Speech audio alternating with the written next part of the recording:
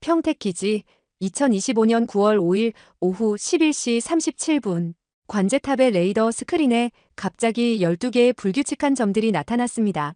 군사분계선 넘어 북쪽에서 접근하는 물체들. 관제사는 순간 숨을 들이켰습니다. 미확인 물체 다수 북쪽에서 접근 중. 고도 낮음, 속도 느림, 드론으로 추정됩니다. 경보가 울리기 시작했습니다.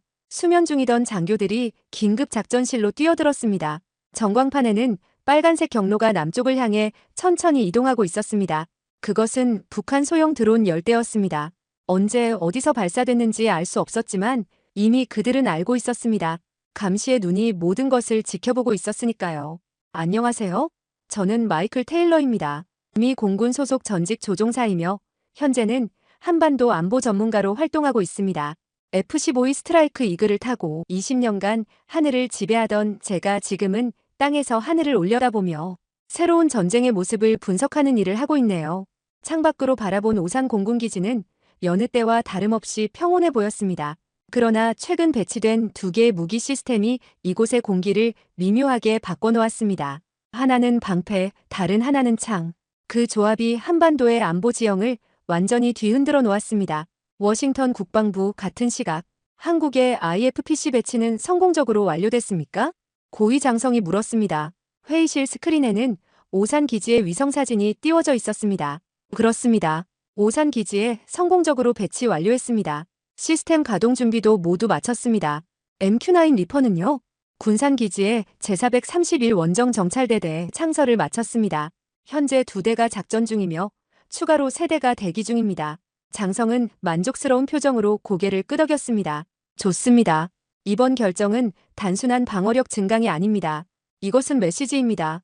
평양과 베이징 모두에게 보내는. 군산 공군기지 경납고 내부. 새벽녘의 어스름한 빛 속에서 MQ-9 리퍼의 실루엣이 드러났습니다. 날개 길이 20m, 길이 11m의 이 거대한 무인기는 마치 거대한 독수리처럼 보였습니다.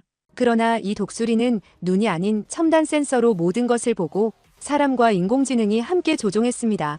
기술 장교는 헬파이어 미사일이 제대로 장착되었는지 마지막으로 점검했습니다. 각 미사일의 가격은 10만 달러, 그러나 그 정확도는 가히 천문학적이었습니다. 표적에서 5m 이내 명중률. 그것은 칼끝보다 더 정확한 살상 무기였습니다. 리퍼 시스템 점검 완료. 이륙 준비 완료되었습니다.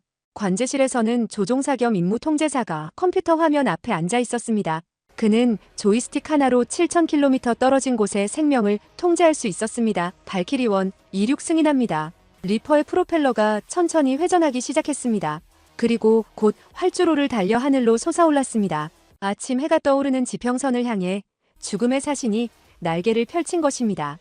이곳은 오산 공군기지 IFPC 배치 지점. 간접 화력 방어 능력.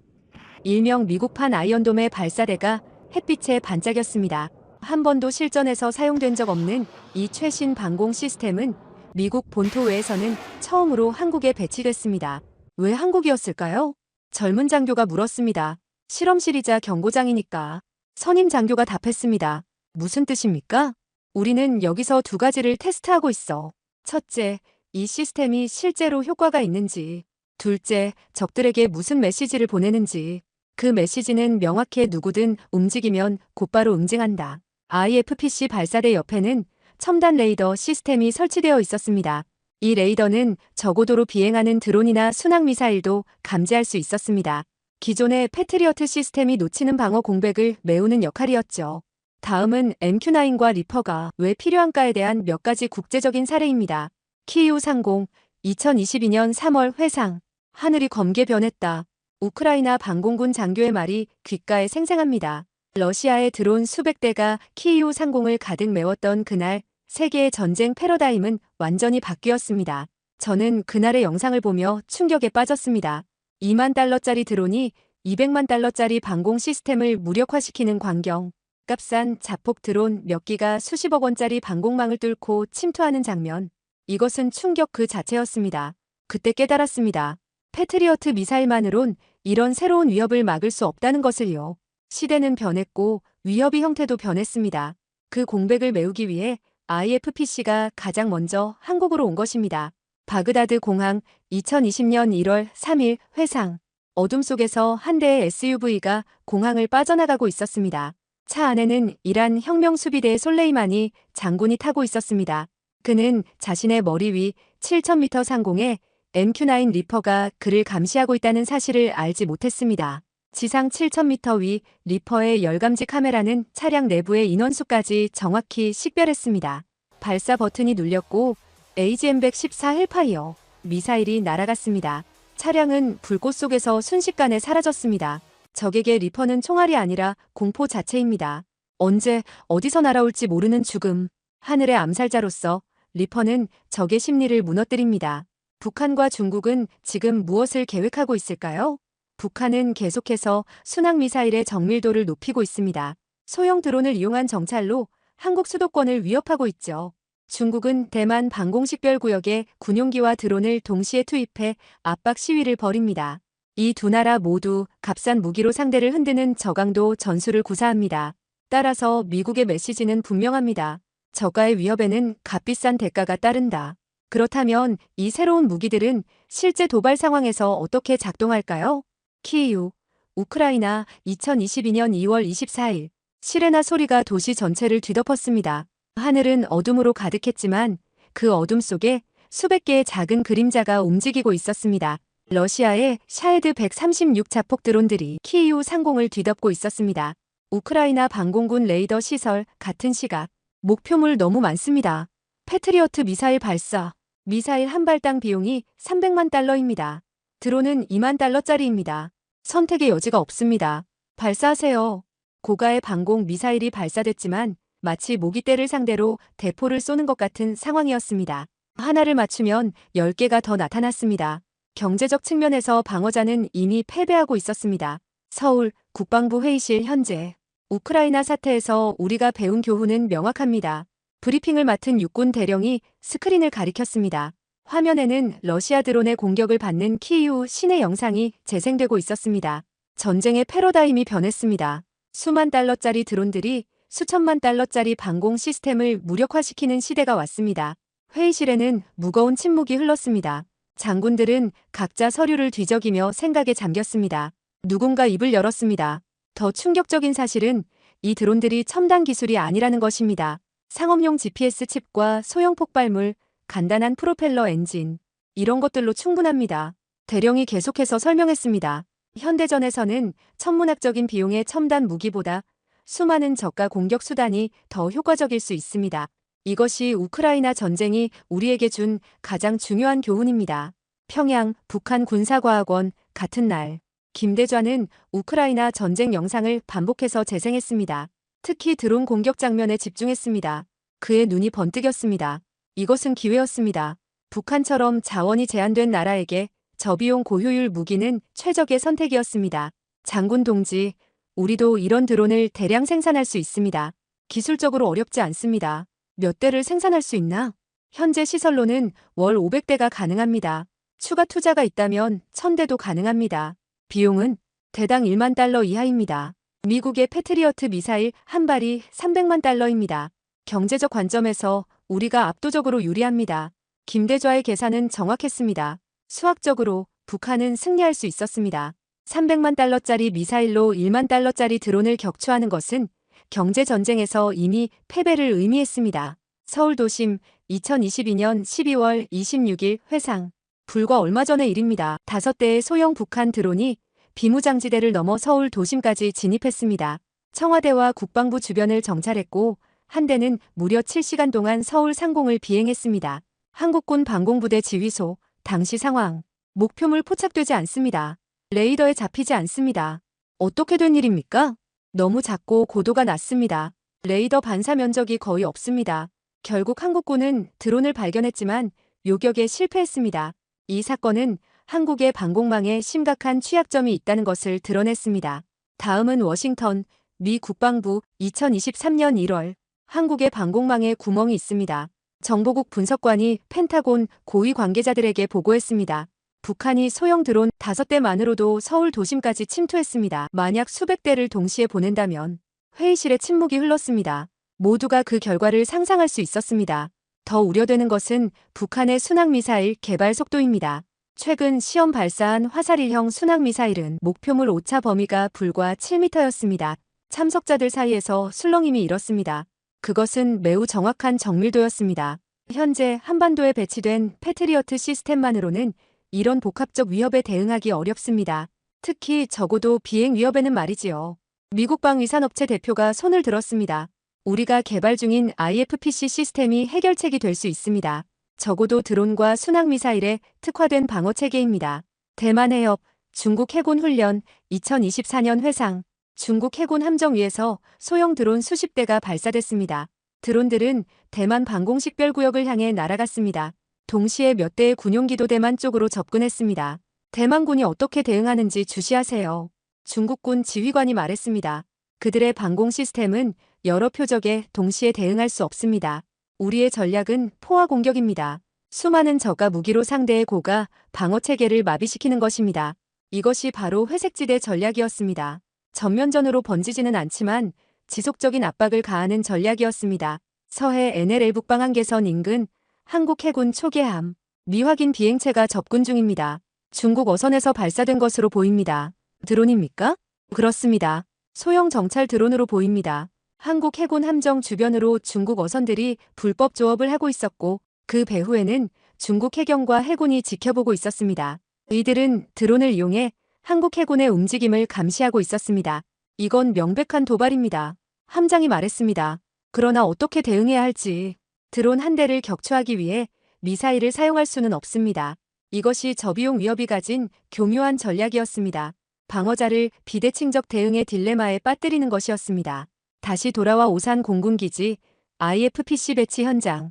이것이 바로 IFPC의 중요성입니다. 미군 장교가 한국군 장교들에게 설명했습니다. 다양한 종류의 미사일을 발사할 수 있는 범용 발사대입니다. 현재는 스팅어 미사일을 주로 사용하지만 향후 더 발전된 요격 체계도 수용할 수 있습니다. 그는 발사대의 특징을 계속 설명했습니다. 무엇보다 중요한 것은 동시에 여러 표적을 처리할 수 있다는 점입니다. 수백 대의 드론이 동시에 공격해도 IFPC는 효과적으로 대응할 수 있습니다. 한국군 장교가 물었습니다. 왜 한국에 가장 먼저 배치했습니까? 미국의 다른 해외 기지도 많은데. 미군 장교는 잠시 생각하더니 대답했습니다. 두 가지 이유가 있습니다. 첫째, 한반도의 위협 수준이 높습니다. 북한의 드론과 미사일 위협은 실질적입니다. 둘째, 이것은 메시지입니다. 미국은 이 무기를 통해 북한과 중국에 경고를 보내고 있습니다. 그는 잠시 말을 멈췄다가 덧붙였습니다. 저비용 공격에도 효과적으로 대응할 수 있다는 메시지입니다. 저가의 위협에는 값비싼 대가가 따른다는 경고죠. 방어만으로는 부족했습니다. 적의 공격 의지 자체를 꺾을 수단도 필요했습니다. 그래서 등장한 것이 MQ-9 리퍼였습니다. 이 하늘의 암살자는 적에게 강력한 심리적 압박을 가했습니다. 새벽 5시 군산 공군기지의 활주로에는 이미 MQ-9 리퍼가 이륙 준비를 마치고 있었습니다. 날개 길이가 20m에 달하는 이 거대한 무인기는 일견 보통의 항공기와 다를 바 없어 보입니다. 하지만 조종석이 없습니다. 대신 기지 내 통제실에서 조종사들이 컴퓨터 화면을 통해 리퍼를 조종하고 있죠. 발키리1 이륙 허가합니다.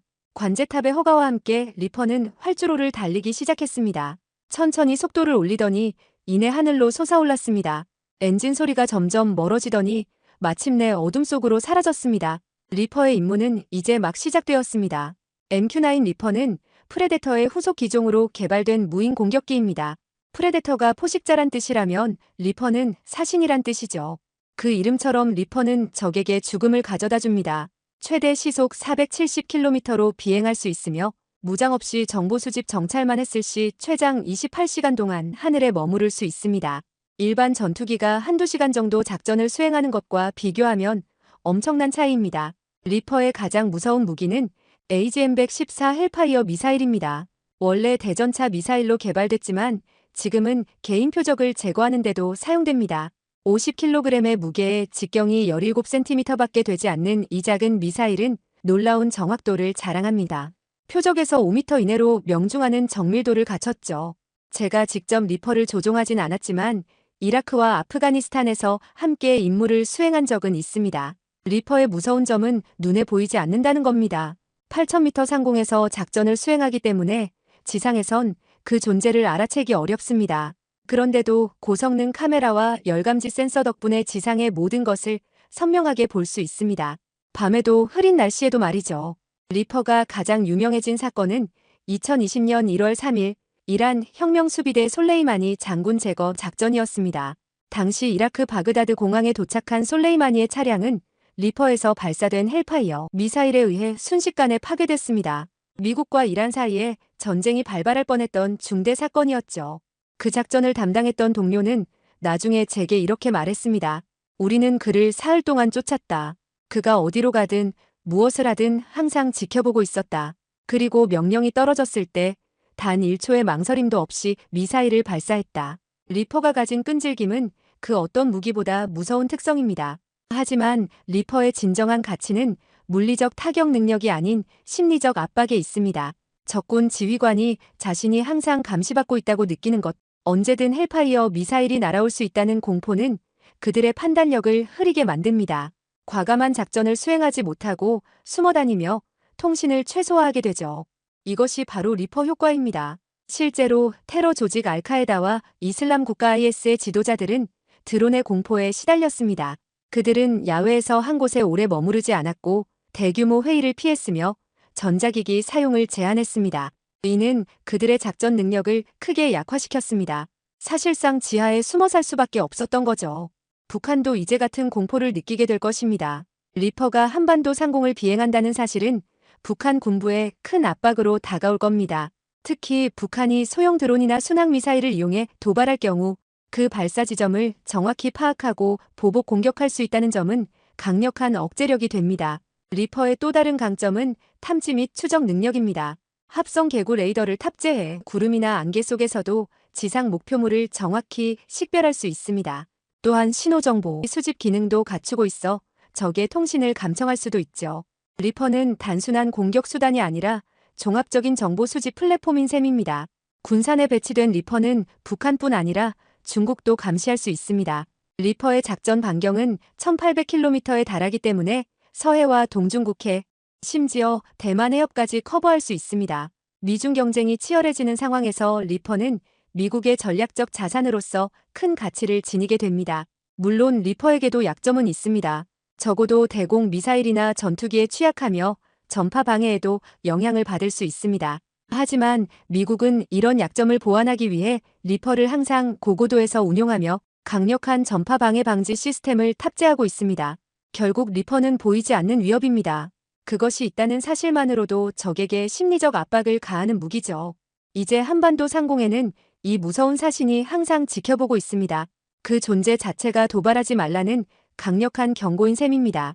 하지만 이런 공격용 무기만으로는 부족합니다. 적의 공격을 효과적으로 방어할 수 있는 시스템도 필요하죠. 그래서 미국은 IFPC도 함께 배치한 겁니다. 방패와 창의 완벽한 조합을 통해 억제력을 극대화하려는 전략입니다. 워싱턴 DC 백악관 상황실 2025년 9월 중국과 북한 두 나라를 동시에 견제하는 것이 이번 결정의 핵심입니다. 국가안보보좌관이 대형 스크린을 가리키며 설명했습니다. 화면에는 한반도와 주변국의 지도가 표시되어 있었고 군산과 오산 기지가 강조되어 있었습니다. 두 기지에 각각 다른 성격의 무기를 배치한 것은 우연이 아닙니다. 이것은 면밀히 계산된 전략적 결정입니다. 대통령이 고개를 끄덕였습니다. 북한과 중국의 반응은 어떻습니까? 예상대로입니다. 북한은 강경한 성명을 발표했지만 실질적인 도발은 자제하고 있습니다. 중국은 공식적으로는 항의했으나 내부적으로는 긴장하고 있습니다. 판문점 군사분계선 인근 같은 시간 한국군 장교와 미국 정보요원이 북한 측을 감시하고 있었습니다. 첨단 쌍안경을 통해 북쪽을 관찰하던 정보요원이 말했습니다. 북한의 전술이 변하고 있습니다. 그들은 이제 더 은밀해지고 있어요. 무슨 뜻입니까? 과거에는 노골적인 무력 시위를 했습니다. 미사일 발사, 포 사격 등. 하지만 이제는 저강도 위협으로 전환하고 있어요. 우리의 신경을 건드리지만 전면전으로 번질 가능성은 낮은 도발들이죠.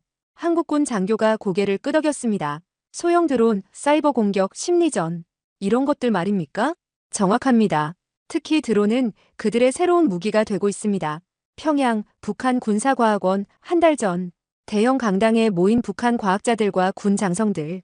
단상 위의 스크린에는 새로운 드론의 설계도가 표시되어 있었습니다. 발표자가 자신감 넘치는 목소리로 말했습니다. 우리의 새로운 비표 드론은 레이더에 포착되지 않도록 설계되었습니다. 고도는 최대 200m로 제한되지만 최대 200km까지 비행할 수 있습니다. 청중 중 한 명이 손을 들었습니다. 적의 방공망을 뚫을 수 있습니까? 네. 특히 남한의 방공 시스템은 고고도 위협에 초점이 맞춰져 있습니다. 저고도로 비행하는 우리 드론은 그 틈을 뚫고 들어갈 수 있습니다. 다른 청중이 질문했습니다. 대량 생산은 가능합니까? 물론입니다. 부품 대부분은 중국에서 수입할 수 있고 일부는 자체 생산이 가능합니다. 월 200대 생산이 목표입니다.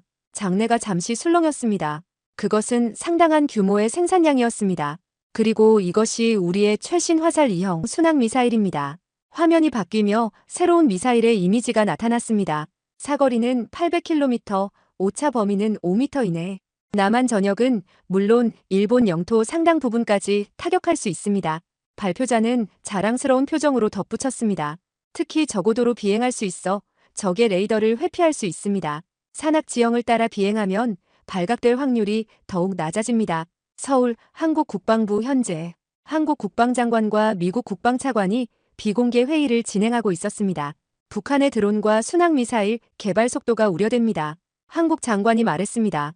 우리의 정보에 따르면 그들은 이미 상당한 수량의 소형 드론을 보유하고 있습니다. 이것들은 정찰용이지만 자폭형으로 쉽게 개조할 수 있습니다. 미국 차관이 고개를 끄덕였습니다. 그래서 우리가 IFPC를 오산에 배치한 것입니다. 적어도 위협, 특히 다수의 드론 공격에 효과적으로 대응할 수 있습니다. 장관이 불안한 표정으로 물었습니다. 효과가 있을까요? 북한이 한 번에 수백 대의 드론을 보낸다면? 바로 그것이 IFPC의 강점입니다. 다수의 표적을 동시에 처리할 수 있습니다. 기존 패트리어트 시스템은 한 번에 하나의 표적만 요격할 수 있지만 IFPC는 네트워크화된 발사대로 여러 표적을 동시에 타격할 수 있습니다. 미국 차관은 태블릿을 꺼내 그래프를 보여줬습니다. 우리의 시뮬레이션에 따르면 IFPC는 300대의 드론 공격에도 70% 이상의 효율로 방어할 수 있습니다. 서해 NLL 인근 중국 해경 함정, 한 주 전 중국 함장이 쌍안경으로 수평선을 응시했습니다. 한국 해군 함정이 영해 경계를 순찰하고 있었습니다. 드론 준비됐습니까? 네, 함장님. 세 대 모두 발사 준비 완료됐습니다. 함장은 잠시 생각하더니 명령했습니다. 발사하지 마세요.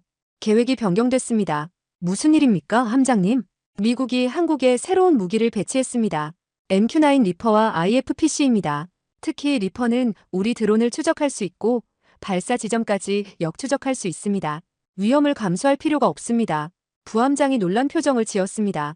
그렇다면 우리의 해상 정찰 작전은 다른 방법을 찾아야 합니다. 더 은밀한 방법으로요. 대만 해협 같은 날, 대만 방공식별구역에 중국 군용기와 드론이 접근했다는 경보가 울렸습니다. 대만 방공군 통제실은 긴장감으로 가득 찼습니다.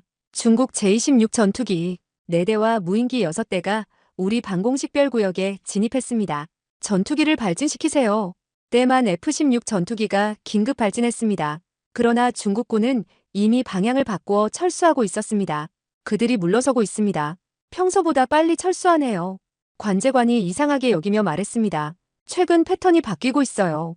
더 조심스러워지고 있습니다.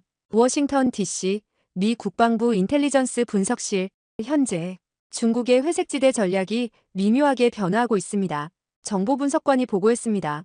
대만 해협에서의 무력 시위 빈도가 20% 감소했고 서해에서의 드론 활동도 30% 줄었습니다. 장군이 물었습니다. 우리의 IFPC와 리퍼 배치가 영향을 미쳤다고 보십니까? 그렇게 보입니다. 특히 리퍼의 감시 능력이 그들을 긴장시키고 있는 것 같습니다. 리퍼는 발사 지점을 역추적할 수 있고 이는 중국에게 심리적 부담이 됩니다. 다른 분석관이 덧붙였습니다. 또한 IFPC가 공해상의 미사일까지 요격할 수 있다는 시연은 중국에게 강력한 메시지가 됐습니다. 공해상이라 해서 안전하지 않다는 것을 보여준 것이죠. 서울 합동참모본부 같은 날 대형 스크린에는 한반도 주변의 전략적 상황이 표시되어 있었습니다. 합참의장이 브리핑을 시작했습니다. 북한과 중국, 이 두 나라는 최근 몇 년간 저강도 위협을 주요 전략으로 삼아왔습니다. 전면전으로 번지지 않을 정도의 도발을 계속하면서 우리의 심리적 압박을 가하는 전략이죠. 그는 레이저 포인터로 북한 지역을 가리켰습니다. 북한은 소형 드론과 순항 미사일에 집중하고 있습니다. 기존 방공망의 틈을 노리는 전략이죠. 다음으로 서해와 대만 해협을 가리켰습니다. 중국은 대만과 서해에서 지속적인 압박을 가하고 있습니다. 군용기와 드론을 동시에 투입하고 민간 어선으로 위장한 정찰선을 활용하는 등 다양한 방식으로 압박을 가합니다. 그는 이제 오산과 군산기지를 가리켰습니다. IFPC와 리퍼는 이런 위협에 대한 우리의 대응입니다. 두 나라 모두에게 보내는 메시지이죠. 저가의 위협에도 값비싼 대가가 따른다는 경고입니다. 회의실 안에는 무거운 침묵이 흘렀습니다. 모두가 이 새로운 균형의 중요성을 이해하고 있었습니다. 이제 두 나라는 도발 여부를 제고하게 될 것입니다. 특히 중국은 계산적인 나라입니다. 리스크 대비 효과를 항상 계산하죠. IFPC와 리퍼는 그 계산식을 바꿔놓았습니다. 합참의장은 마지막으로 강조했습니다. 하지만 이것은 끝이 아닌 시작입니다. 북한과 중국은 분명 이에 대응한 새로운 전략을 개발할 것입니다. 우리도 계속 발전해야 합니다. 평양, 북한 군부 지휘부 자정. 어두운 회의실에 김정은과 최고위군 간부들이 모여 있었습니다. 테이블 중앙에는 한국에 배치된 IFPC와 리퍼에 관한 정보가 펼쳐져 있었습니다. 이 무기들이 우리 전략에 어떤 영향을 미칠지 평가하시오. 김정은이 명령했습니다. 한 장성이 자신 없는 목소리로 대답했습니다. 심각한 영향이 예상됩니다. 특히 리퍼는 우리의 발사 지점을 역추적할 수 있고 IFPC는 우리의 드론과 순항미사일을 효과적으로 방어할 수 있습니다. 김정은은 험악한 표정을 지었습니다. 대응책은 두 가지 방향이 있습니다. 하나는 더 많은 드론을 생산하는 것입니다. 수량으로 압도하는 거죠. 다른 하나는 더 스텔스화된 드론을 개발하는 것입니다. 둘 다 하라. 김정은이 단호하게 명령했습니다. 그리고 발사시설은 모두 지하화하라. 리퍼의 감시를 피할 수 있도록. 회의실에는 긴장감이 감돌았습니다. 북한 지도부는 새로운 위협에 맞서기 위한 대응책을 마련하려 필사적이었지만 그들의 자원은 제한적이었습니다. 그리고 그들은 알고 있었습니다.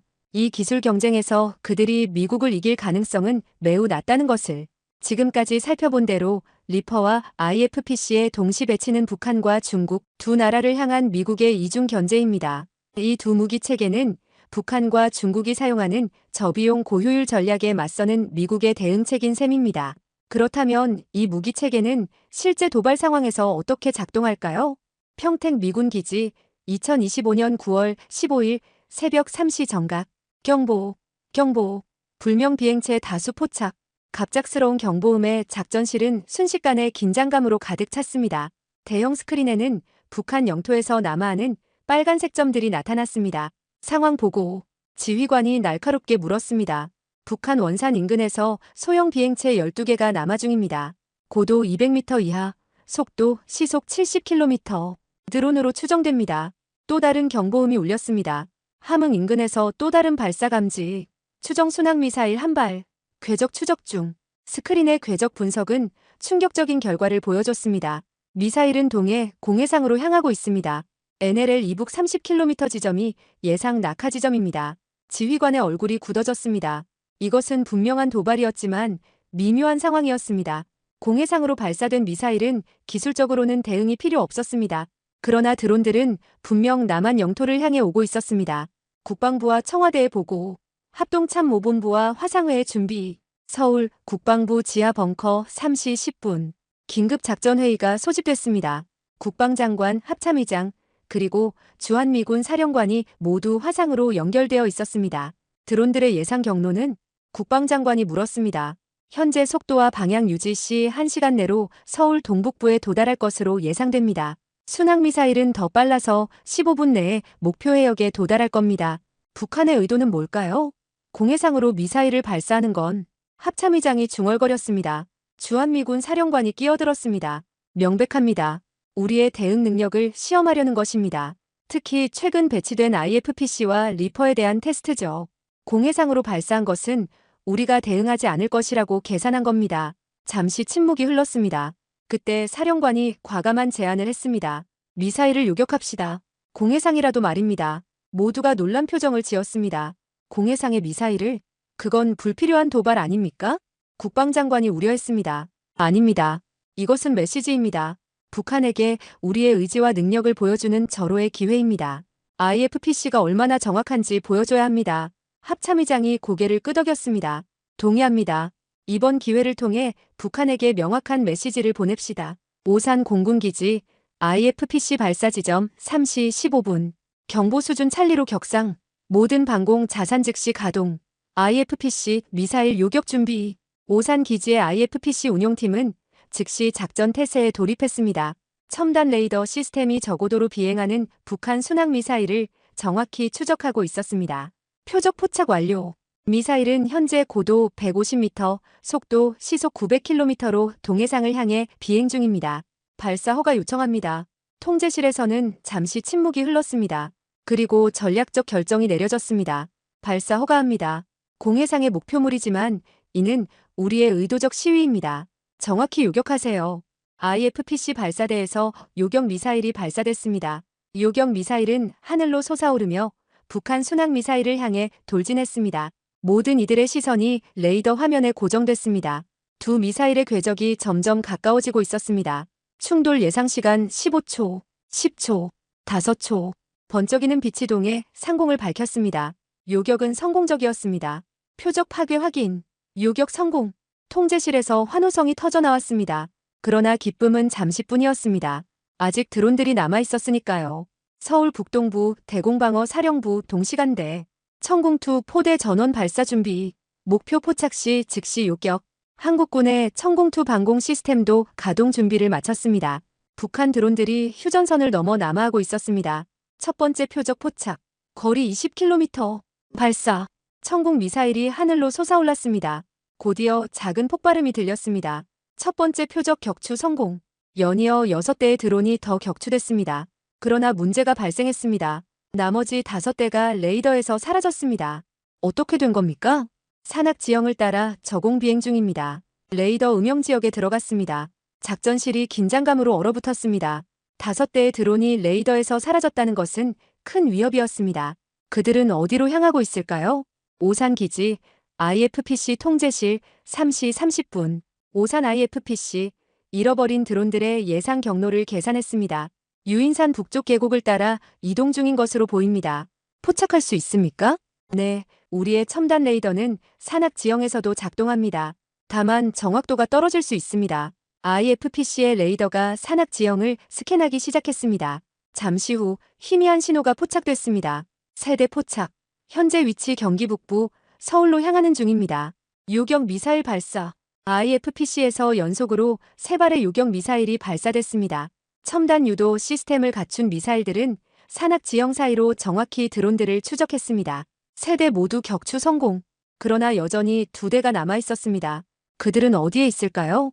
군산 공군기지 리퍼 통제실 3시 40분 발키리원 즉시 이륙하세요. 남은 드론 추적 임무입니다. 대기 중이던 MQ-9 리퍼가 활주로를 달려 하늘로 솟아올랐습니다. 리퍼의 첨단 열감지 센서는 작은 드론도 쉽게 찾아낼 수 있었습니다. 고도 5,000m 도달했습니다. 스캔 시작합니다. 리퍼는 서울 북부 지역을 스캔하기 시작했습니다. 열감지 카메라가 지형을 훑으며 작은 열원을 찾고 있었습니다. 2개의 열원 포착. 현재 서울 동북부 상공 10km 지점에서 접근 중입니다. 리퍼는 즉시 표적을 향해 접근했습니다. 고해상도 카메라가 드론의 모습을 선명하게 포착했습니다. 확인됐습니다. 북한제 소형 드론 2대입니다. 각각 소형 폭발물을 탑재한 것으로 보입니다.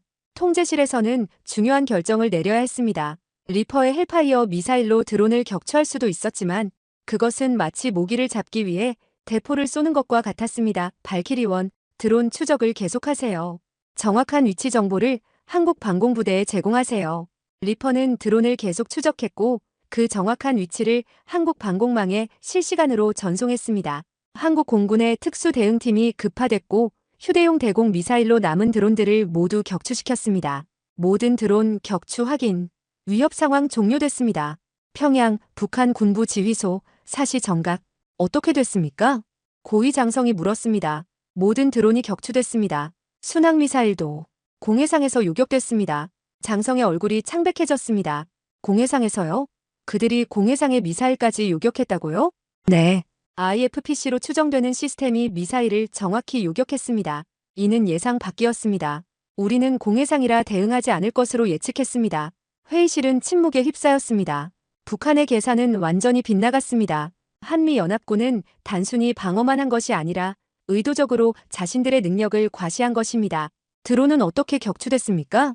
처음 7대는 천공투에 의해, 3대는 IFPC에 의해, 마지막 2대는 리퍼의 감시 정보를 이용한 특수부대에 의해 격추됐습니다. 리퍼가 우리 드론을 포착했다고요? 네. 산악 지형의 레이더 음영 지역에 숨었음에도 불구하고 리퍼의 열감지 센서가 정확히 위치를 추적했습니다. 장성은 고개를 숙였습니다. 이것은 단순한 실패가 아니라 전략적 패배였습니다. 그들의 저비용 고효율 전략이 완전히 무력화된 것입니다. 발사 지점은 안전합니까? 아직 모릅니다. 리퍼가 역추적하고 있을 가능성이 높습니다. 장성의 표정이 더욱 어두워졌습니다.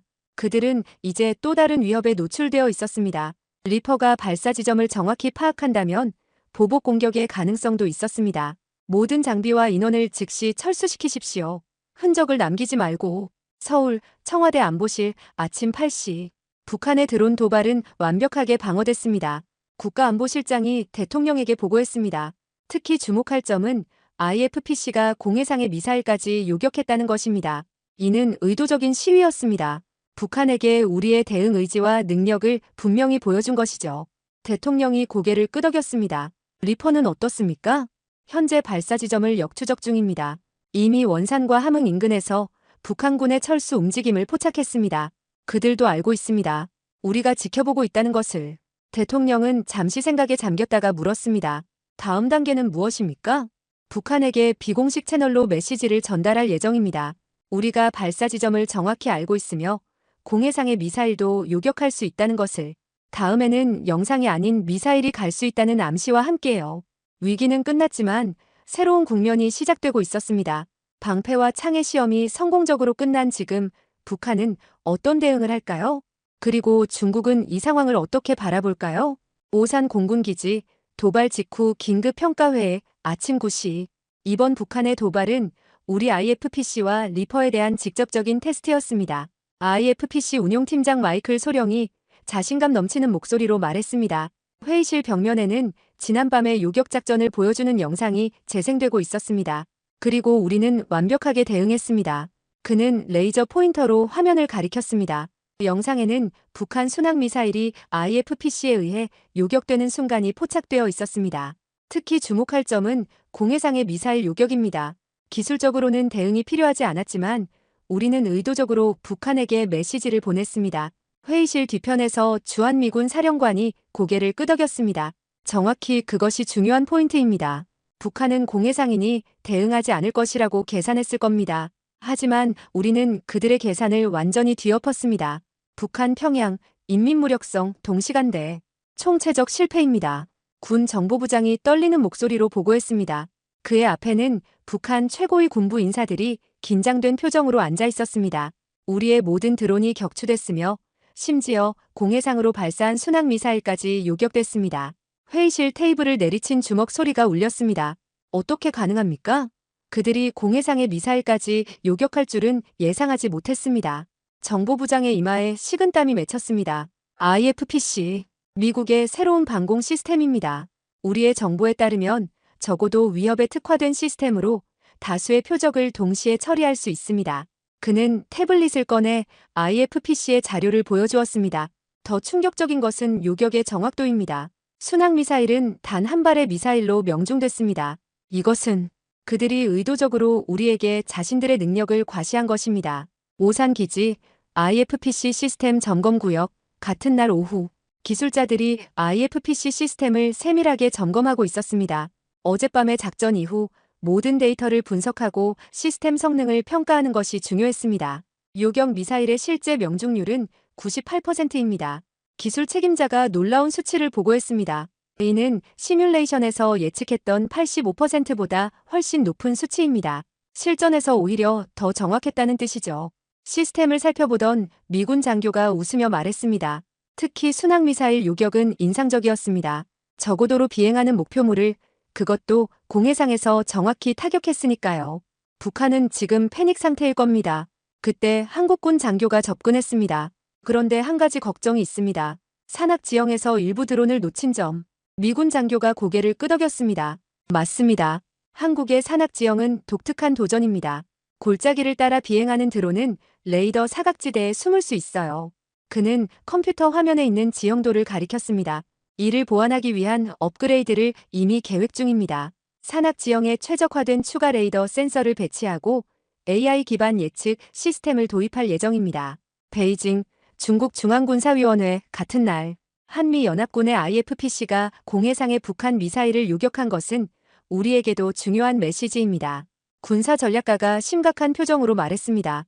대형 스크린에는 동해상에서 북한 미사일이 요격되는 순간의 위성 이미지가 띄워져 있었습니다. 이것은 단순한 방어가 아닙니다. 의도적인 시위입니다. 그들은 공해상이라도 안전하지 않다는 메시지를 보내고 있습니다. 장성 한 명이 질문했습니다. 우리의 대만 해협 작전에는 어떤 영향이 있겠습니까? 상당한 영향이 있을 것으로 예상됩니다. 지금까지 우리는 공해상에서의 활동은 상대적으로 안전하다고 가정했습니다. 그러나 이제 그는 말을 멈추고 생각에 잠겼습니다. 우리의 드론 작전도 재검토해야 합니다. IFPC가 다수의 드론을 동시에 요격할 수 있다면 우리의 포화 공격 전략도 효과가 떨어질 수 있습니다. 미국 펜타곤 한반도 전략 분석실 다음 날 아침 IFPC의 공해상 미사일 요격은 북한과 중국 모두에게 강력한 심리적 효과를 주고 있습니다. 정보 분석관이 말했습니다. 우리의 감청에 따르면 북한 군부 내에서는 상당한 동요가 일어나고 있습니다. 그들은 발사 지점까지 완전히 노출됐다는 사실에 충격을 받았습니다. 국방부 고위 관계자가 물었습니다. 중국의 반응은 어떻습니까? 중국도 주목하고 있습니다. 특히 대만 해협에서의 활동 패턴이 변화하고 있습니다. 최근 일주일간 드론 출격이 30% 감소했습니다. 회의실에 있는 모든 사람들이 만족스러운 표정을 지었습니다. IFPC의 첫 실전 사용이 예상 이상의 효과를 가져온 것입니다. 아직 모든 것이 완벽하진 않습니다. 기술 책임자가 말했습니다. 비용 효율성 문제가 있습니다. 소형 드론을 요격하는데 스팅어 미사일을 사용하는 것은 경제적으로 비효율적입니다. 드론 한 대가 $10,000 수준이라면 요격 미사일은 $100,000가 넘습니다. 그래서 레이저 방어 시스템 개발을 가속화하고 있습니다. 국방부 관계자가 덧붙였습니다.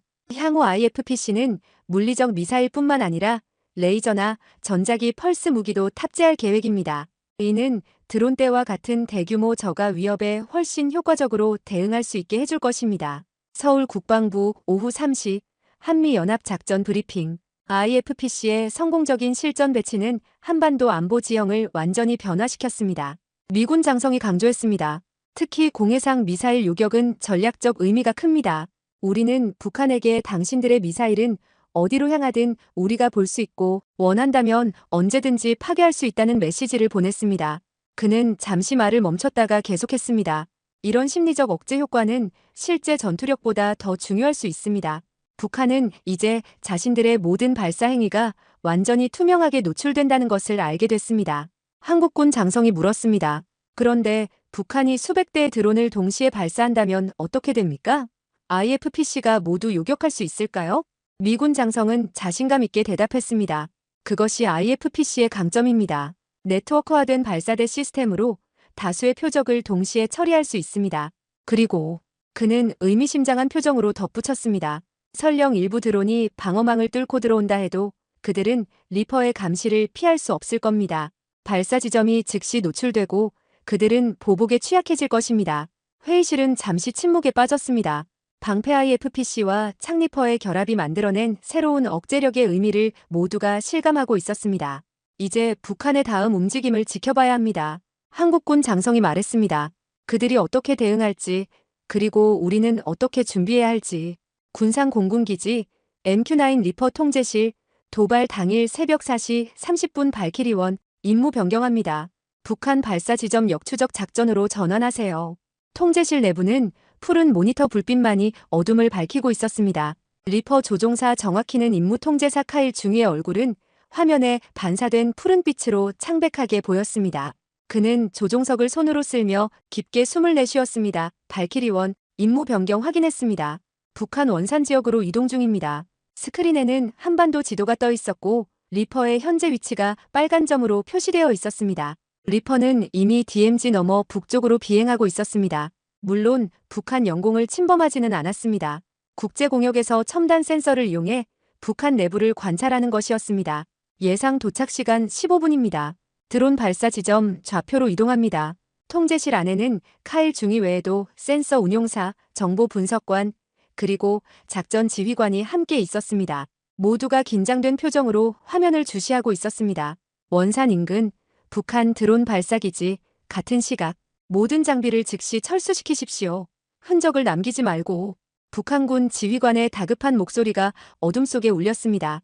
수십 명의 군인들이 분주히 움직이며 장비를 트럭에 싣고 있었습니다.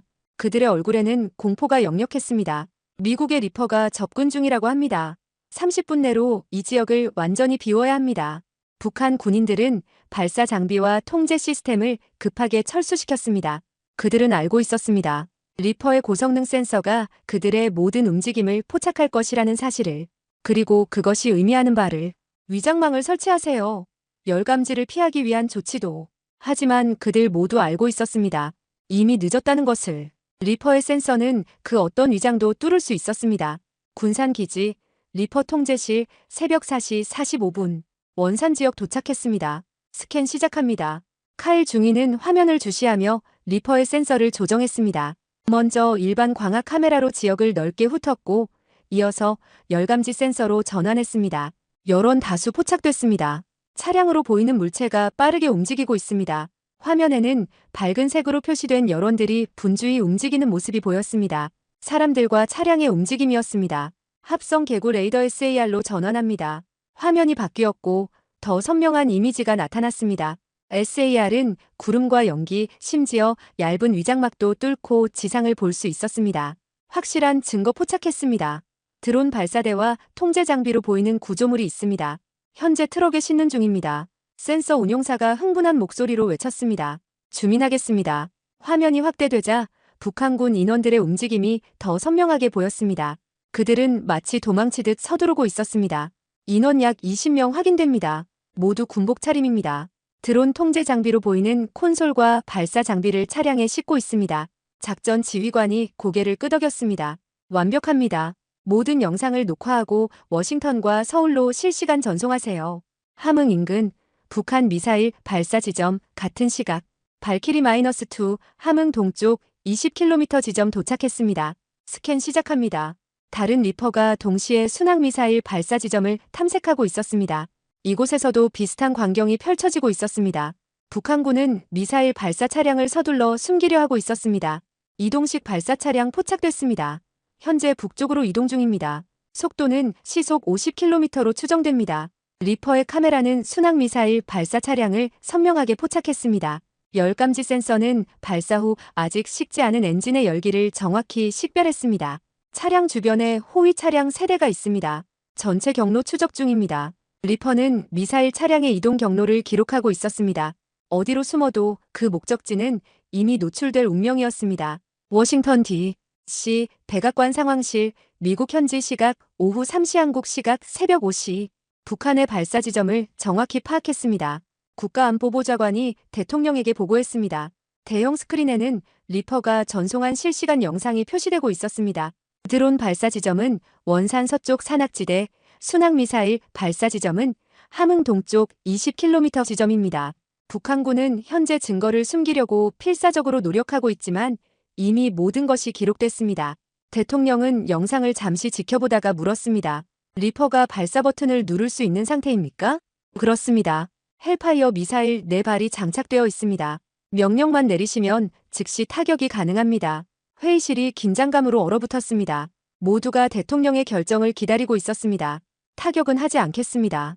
대통령이 마침내 입을 열었습니다. 하지만 북한에게 메시지를 보내야 합니다. 리퍼가 포착한 영상과 정확한 좌표를 비공식 채널을 통해 북한 측에 전달하세요. 그들에게 이렇게 말하세요. 우리는 당신들의 발사 지점을 정확히 알고 있습니다. 다음번에는 영상이 아닌 미사일이 날아갈 것입니다. 국가안보보좌관이 고개를 끄덕였습니다. 완벽한 전략입니다. 실제 타격 없이도 강력한 억제 효과를 얻을 수 있을 것입니다. 평양, 북한 군부 최고위 회의실, 오전 8시. 이것이 미국이 보내온 영상입니다. 북한 장성이 떨리는 손으로 노트북을 열었습니다. 화면에는 그들의 드론과 미사일 발사 지점이 놀라울 정도로 선명하게 포착되어 있었습니다. 심지어 인원들의 얼굴까지 식별할 수 있었습니다. 미국은 우리의 모든 것을 보고 있었습니다. 회의실에 무거운 침묵이 내려앉았습니다. 모든 장성들의 얼굴에는 공포가 역력했습니다. 영상과 함께 메시지도 왔습니다. 다음번에는 영상이 아닌 미사일이 날아갈 것이라고. 또 다른 장성이 분노에 찬 목소리로 말했습니다. 이것은 공공연한 위협입니다. 우리도 대응해야 합니다. 그러나 대다수는 침묵을 지켰습니다. 그들은 알고 있었습니다. 이것이 단순한 위협이 아니라는 것을. 미국은 실제로 그들의 모든 행동을 감시하고 있었고 언제든 정밀 타격을 가할 수 있었습니다. 우리의 순항미사일이 동해 공해상에서 요격된 것도 의도적 시위였습니다. 공해상이라 대응하지 않을 것이라고 생각했는데 한 장성이 중얼거렸습니다. 그들은 모든 것을 보고 있고 모든 것을 타격할 수 있습니다. 그리고 그것을 우리에게 보여주기 위해 의도적으로 요격했습니다. 군산기지, 리퍼 통제실 아침 9시 발키리1 감시를 계속하세요. 북한군의 움직임을 추적하십시오. 리퍼는 이미 8시간 넘게 비행 중이었지만 여전히 임무를 수행하고 있었습니다. 카일 중위는 피로감을 느끼기 시작했지만 임무의 중요성을 알기에 집중력을 유지했습니다. 드론 발사 장비를 실은 트럭들이 원산 남쪽 군사시설로 향하고 있습니다. 좌표 기록 중입니다. 리퍼의 감시는 단순히 현재의 위협을 제거하는 데 그치지 않았습니다. 그것은 북한의 군사 기반 시설과 작전 패턴에 대한 귀중한 정보를 수집하는 과정이기도 했습니다. 해당 시설은 이미 우리 데이터베이스에 등록된 드론 개발 및 훈련 센터입니다. 이제 확실해졌습니다. 이번 도발은 그곳에서 준비된 것입니다. 정보 분석관이 덧붙였습니다. 이 정보는 향후 작전 계획에 매우 중요할 것입니다. 북한의 드론 능력과 운용 패턴을 정확히 파악할 수 있으니까요. 서울 한미연합사령부 같은 날 오후 미국과 한국의 군 장성들이 리퍼가 수집한 정보를 분석하고 있었습니다. 북한의 드론은 예상보다 정교합니다. 러시아의 샤헤드 136을 기반으로 하고 있지만 몇 가지 독자적인 개선이 이루어진 것으로 보입니다. 정보 분석관이 설명했습니다. 최대 비행거리는 약 200km로 추정됩니다. 서울까지는 충분히 도달할 수 있지만 그 이상은 어려울 것입니다. 그는 스크린에 드론의 내부 구조 추정도를 띄웠습니다. 가장 취약한 부분은 GPS 의존도입니다. 드론들은 GPS 신호에 크게 의존하고 있어 GPS 제밍에 매우 취약할 것으로 보입니다. 이런 정보들은 향후 방어 전략을 수립하는데 결정적인 역할을 할 것이었습니다. 적의 무기를 알아야 효과적으로 대응할 수 있기 때문입니다. 리퍼와 IFPC의 조합이 만들어낸 효과는 예상을 뛰어넘었습니다. 주한미군 사령관이 말했습니다. 특히 북한에게 전달한 메시지는 강력한 심리적 억제 효과를 가져올 것입니다. 그들은 이제 자신들의 어떤 도발도 완벽하게 감시되고 있으며 언제든지 정밀 타격의 대상이 될 수 있다는 사실을 알게 됐습니다. 한국 장성이 덧붙였습니다. 특히 공해상의 미사일을 의도적으로 요격한 것은 북한에게 큰 충격이었을 겁니다. 공해상이라서 안전하다고 생각했는데 그마저도 보호받지 못한다는 사실을 깨달았으니까요. 북한과 중국 국경 근처 다음 날 새벽 북한 군용 차량 세대가 국경을 향해 달리고 있었습니다. 그들은 중국 측 접촉책을 만나기 위해 서두르고 있었습니다. 차량 안에는 북한의 최신 드론 개발 책임자가 타고 있었습니다. 그들은 알지 못했지만 하늘 높이 리퍼가 그들의 움직임을 지켜보고 있었습니다. 모든 것이 기록되고 분석되고 있었습니다. 북한이 중국과 접촉하려는 시도를 포착했습니다. 아마도 드론 기술 지원을 요청하려는 것으로 보입니다. 정보 분석관이 보고했습니다. 이것은 그들이 얼마나 절박한지 보여주는 증거입니다. IFPC와 리퍼의 심리적 압박이 효과를 발휘하고 있습니다. 방패와 창의 완벽한 조합이 만들어낸 억제력은 이미 북한의 행동 패턴을 바꾸기 시작했습니다. 그들은 더 이상 무모한 도발을 감행할 수 없다는 것을 깨달았고 이제 새로운 생존 방안을 모색하고 있었습니다. 이것이 바로 현대 전장의 새로운 패러다임입니다. 실제 공격보다 더 무서운 것은 언제든 공격받을 수 있다는 공포입니다. 리퍼와 IFPC는 그 공포를 완벽하게 구현해냈습니다. 평양 인민무력성 지하 벙커 북한 도발 3개월 후 드론 개발 속도가 크게 저하됐습니다. 북한군 고위 장교가 떨리는 목소리로 보고했습니다. 좁은 회의실에는 김정은을 포함한 최고위 군부 인사들이 둘러앉아 있었습니다. 테이블 위에는 최신 개발 보고서가 펼쳐져 있었습니다. 지난 석 달간 시험 비행은 단 3차례에 그쳤습니다. 이전에는 주 2회였는데 큰 차이입니다. 김정은의 얼굴에 불만의 그림자가 드리웠습니다. 원인이 뭐예요? 장교는 목을 가다듬었습니다. 미국의 리퍼 때문입니다. 그들이 우리의 모든 활동을 감시하고 있다는 공포가 기술자들에게 큰 심리적 부담이 되고 있습니다. 그는 이어서 설명했습니다. 모든 시험 비행이 미국에 노출될 것이라는 두려움 때문에 지하시설로 대부분의 장비를 이전했습니다. 그러나 지하에서는 실제 비행 테스트가 어렵습니다. 북한의 최고 과학자가 끼어들었습니다. 게다가 모든 시설을 지하화하는 데 막대한 자원이 소모되고 있습니다. 콘크리트, 강철, 인력. 이는 실제 개발에 투입될 수 있는 자원을 크게 감소시키고 있습니다. 김정은의 얼굴이 더욱 어두워졌습니다. 단 한 번의 직접적인 타격도 없었지만 미국의 리퍼는 그들의 군사개발 프로그램을 심각하게 저해하고 있었던 것입니다. 순항미사일 프로그램은요? 더 심각합니다. 군 장성이 답했습니다. 공해상으로 발사한 미사일까지 요격당한 이후 모든 시험 발사가 중단됐습니다. 우리는 공해상이라면 안전할 것이라고 생각했지만 그의 목소리가 작아졌습니다. 그들은 의도적으로 요격했습니다. 자신들의 IFPC 능력을 과시하기 위해 서해 NLL 인근 중국 해경 함정 같은 날 드론 발사 중지합니다. 반복합니다. 드론 발사 중지합니다. 중국 함장은 방금 베이징에서 온 명령을 믿을 수 없었습니다. 수개월 동안 준비해온 감시 작전이 갑자기 취소된 것입니다. 이유가 뭡니까? 그가 통신장교에게 물었습니다. 상부에서는 불필요한 긴장 고조 방지라고만 했습니다. 그러나 비공식적으로는 통신장교가 목소리를 낮췄습니다. 미국의 리퍼가 우리 드론의 발사를 감지하고 역추적할 가능성을 우려하는 것 같습니다. 특히 북한 드론이 모두 격추되고 발사 지점이 완전히 노출된 사건 이후로 함장은 쓰게 웃었습니다. 직접적인 충돌 없이도 우리를 제한하는군요. 그들의 그림자 전략이 효과를 보고 있습니다. 워싱턴 D.C. 미 국방부 북한 도발 3개월 후 대형 화면에는 북한과 중국의 군사활동 변화를 보여주는 그래프가 표시되어 있었습니다. 뚜렷한 하락세가 눈에 띄었습니다. IFPC와 리퍼의 심리적 억제 효과가 예상을 뛰어넘고 있습니다.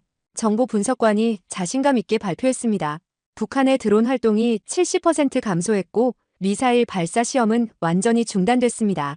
특히 주목할 점은 그들이 모든 중요 시설을 지하로 이동시키는데 막대한 자원을 쏟고 있다는 것입니다. 다른 분석관이 이어받았습니다. 중국의 반응도 흥미롭습니다. 서해에서의 드론 활동이 30% 감소했고 대만 해협에서의 군사훈련 패턴도 변화했습니다. 그들은 이제 공해상에서도 안전하지 않다는 사실을 인식한 것 같습니다. 국방장관이 만족스러운 표정으로 물었습니다. 공격 한 번 없이 이런 효과를 얻을 수 있다니 놀랍군요. 비용 대비 효과는 어떻습니까? 매우 효율적입니다. 재정 책임자가 답했습니다. 리퍼 한 대의 운용 비용은 1일 약 5만 달러입니다. 반면 북한은 지하시설 구축에 수백만 달러를 쏟아붓고 있습니다. 이는 비용 부과 전략의 완벽한 예입니다. 우리는 최소한의 비용으로 적에게 막대한 비용을 부과하고 있습니다. 판문점 DMZ 한반도. 전직 조종사인 제가 휴전선을 바라보며 깊은 생각에 잠겼습니다.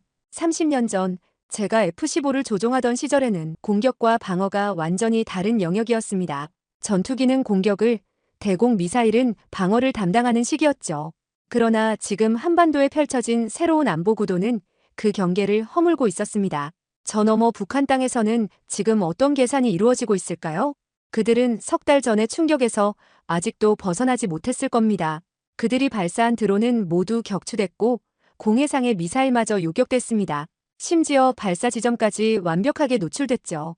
어쩌면 지금 그들은 깊은 지하 벙커에 모여 새로운 전략을 모색하고 있을지도 모릅니다. 하지만 그것은 쉽지 않을 겁니다. 리퍼의 눈이 항상 지켜보고 있으니까요. 베이징, 중국 중앙군사위원회 한 달 후. 우리는 한미연합군의 새로운 전략에 대응할 방안을 마련해야 합니다.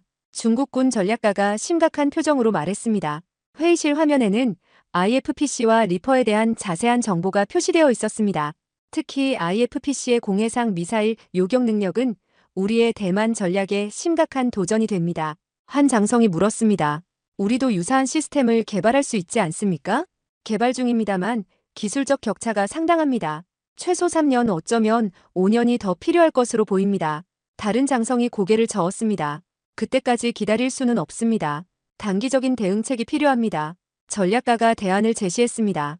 우리의 드론 전략을 수정해야 합니다. 더 많은 소형 드론으로 상대 시스템을 포화시키는 전략은 더 이상 효과적이지 않을 수 있습니다. 대신 더 스텔스화된 고급 드론에 집중해야 합니다. 중국 역시 새로운 게임의 규칙을 인정하고 적응하려 하고 있었습니다. 그러나 적응에는 시간과 자원이 필요했고 그동안 한미동맹은 전략적 우위를 유지할 수 있었습니다. 서울 국가안보실 같은 주 북한이 대화 의지를 타진해왔습니다. 국가정보원장이 놀라운 소식을 전했습니다. 물론 공식적으로는 여전히 강경한 입장이지만 비공식 채널을 통해 대화 가능성을 열어두고 있습니다. 대통령이 물었습니다. 진정성이 있다고 보십니까? IFPC와 리퍼가 만들어낸 압박이 효과를 발휘하고 있는 것으로 보입니다. 북한은 현 상황에서 도발이 더 이상 유효한 전략이 아니라는 것을 깨달은 것 같습니다. 국방장관이 덧붙였습니다. 중국도 북한의 자제를 요청한 정황이 포착됐습니다. 그들 역시 한반도의 안정이 자신들의 이익에 중요하다는 사실을 인식하고 있습니다. 이것이 바로 방패와 창이 만들어낸 전략적 효과였습니다. 단 한 발의 미사일도 발사하지 않고 적의 의사결정 과정 자체에 영향을 미치는 것. 이것이야말로 진정한 억제력의 본질이었습니다. 뉴욕 유엔 본부 비공개 회담. 미국과 북한의 외교관들이 비공개 접촉을 가졌습니다. 표면적으로는 인도적 지원에 관한 논의였지만 실제로는 더 깊은 대화의 시작이었습니다. 귀국의 최근 조치는 매우 현명한 결정입니다. 미국 대표가 조심스럽게 말을 꺼냈습니다. 드론과 미사일 시험을 자제하는 것은 한반도의 안정에 기여하고 있습니다. 북한 외교관은 표정 변화 없이 대답했습니다. 우리의 결정은 자주적 판단에 따른 것입니다. 그러나 그는 잠시 망설이다가 덧붙였습니다. 상호 존중에 기반한 대화의 가능성은 항상 열려 있습니다. 이것은 작은 시작이었지만 의미 있는 변화의 신호였습니다. 방패와 창의 효과적인 배치가 북한의 계산법을 바꾸어 놓은 것입니다. 워싱턴 D.C. 국가안보회의 도발 6개월 후 북한의 새로운 드론 개발 정황이 포착됐습니다. 정보 분석관이 보고했습니다. 이전보다 더 작고 레이더 반사 면적을 최소화한 스텔스형 드론으로 추정됩니다. 국가안보보좌관이 물었습니다. 우리 시스템으로 탐지 가능합니까? 현재 IFPC로는 탐지가 어려울 수 있습니다. 그러나 이미 업그레이드를 진행 중입니다. 새로운 AI 기반 감지 시스템이 개발 중이고 더 정밀한 레이더도 도입될 예정입니다. 이것은 끝없는 기술적 군비 경쟁의 시작을 알리는 신호였습니다. 한쪽이 새로운 방어 체계를 개발하면 다른 쪽은 그것을 뚫기 위한 새로운 무기를 개발합니다. 그리고 다시 방어 체계가 업그레이드되는 이런 순환은 계속될 것이었습니다. 하지만 이 경쟁에서 북한과 중국은 이미 뒤처지기 시작했습니다. 자원과 기술력의 격차는 점점 더 벌어지고 있었고 그들은 이 싸움에서 이길 수 없다는 것을 서서히 깨닫고 있었습니다. 용산 한미연합사령부 다음 날 방패와 창의 조합이 만들어낸 효과는 우리의 예상을 뛰어넘었습니다. 주한미군 사령관이 말했습니다. 특히 동해 공해상으로 향하는 순항미사일을 의도적으로 요격함으로써 우리는 북한과 중국에게 강력한 메시지를 전달했습니다. 한국군 장성이 고개를 끄덕였습니다. 리퍼의 발사 지점 역추적 능력과 결합되면서 그 효과는 배가 됐습니다. 북한은 이제 자신들의 어떤 도발도 완벽하게 노출된다는 것을 알게 됐습니다. 주한미군 사령관은 의미심장한 표정으로 덧붙였습니다. 우리는 싸우지 않고도 이미 승리하고 있습니다. 적의 행동을 제한하고 그들의 의사결정에 영향을 미치는 것. 이것이야말로 진정한 억제력의 본질입니다. 저는 이제 강원도의 한 언덕 위에 서서 북쪽을 바라보고 있습니다. 맑은 날씨 덕분에 저 멀리 북한 땅이 희미하게 보입니다. 표면적으로는 평온해 보이지만 그 아래에서는 치열한 게임이 펼쳐지고 있음을 알고 있습니다. 제 머리 위 어딘가 보이지 않는 하늘에는 아마도 지금도 리퍼가 비행하고 있을 것입니다. 그리고 오산 기지에서는 IFPC가 언제든 발사 준비를 갖추고 대기하고 있을 것입니다. 이 두 무기는 실제로 한 번도 적을 공격하지 않았지만 이미 전쟁을 억제하고 있습니다. 그것이 바로 현대 전장의 역설입니다. 가장 효과적인 무기는 사용되지 않는 무기입니다. 그저 그 존재만으로도 적의 행동을 제한하고 평화를 유지할 수 있다면 말입니다. 조종사 시절 저는 적을 격추하는 것이 임무의 성공이라고 배웠습니다. 그러나 이제는 깨달았습니다. 진정한 승리는 싸우지 않고도 목표를 달성하는 것입니다. 방패는 빈틈을 막고 창은 상대의 숨통을 조입니다. 이 두 무기는 사용되지 않아도 이미 그 역할을 완벽하게 수행하고 있습니다. 싸우지 않기 위해 싸울 준비를 더 날카롭게 하는 것. 그것이 바로 오늘날 한반도의 현실입니다. 한반도의 하늘은 그 어느 때보다 맑고 푸릅니다. 표면적으로는 아무 일도 일어나지 않는 것 같지만 그 아래에서는 끊임없는 균형의 게임이 펼쳐지고 있습니다. 방패와 창은 그 게임의 새로운 변수로 작용하며 평화의 균형을 유지하고 있습니다. 결국 우리가 추구하는 것은 전쟁의 승리가 아닌 평화의 유지입니다. 그리고 때로는 가장 날카로운 무기가 그 평화를 지키는 최선의 도구가 될 수 있습니다. 방패와 창이 한반도에 동시에 들어온 진짜 이유, 그것은 바로 여기에 있습니다.